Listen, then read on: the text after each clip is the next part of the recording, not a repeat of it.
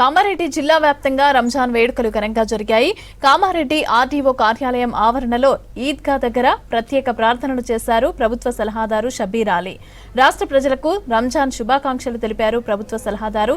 ఇక రాష్ట్రంలో మత కల్లోలాలు జరగకుండా పోలీసులు అదేవిధంగా ప్రభుత్వం ఎంతో కృషి చేస్తోందన్నారు. ప్రతి ఒక్కరు కూడా చదువుకొని దేశానికి ఉపయోగపడే విధంగా తయారు కావాలని సూచించారు షబ్బీర్ అలీ.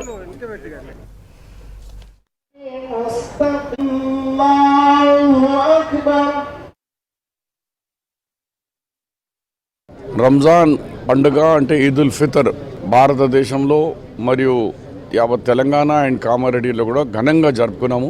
ఈ పండుగలో ముస్లిం సోదరులతో కలిసేందుకు district and police administration SP గారు, కలెక్టర్ గారు అండ్ అడిషనల్ కలెక్టర్ అందరు అధికారులు కూడా వచ్చి పాల్గొన్నారు.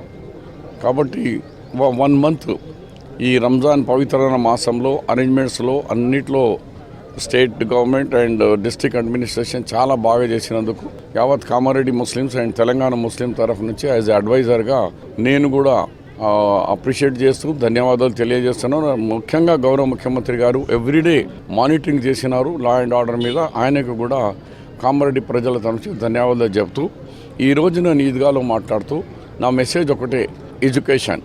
ఇస్లాం ఖురాన్ ఫస్ట్ వచ్చేటప్పుడు ఖురాన్లో మొదటి అక్షరాలు ఎఖ్రా బిస్మిక అంటే పడో, ఎడ్యుకేషన్.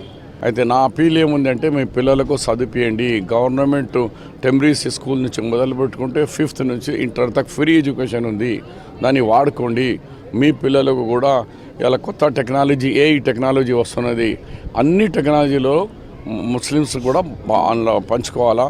వాళ్ళు కూడా మన ఇండియన్ గవర్నమెంట్లో దేశంలో మంచి పౌరుడుగా మంచి పేరు తీసుకొచ్చుకోవాలని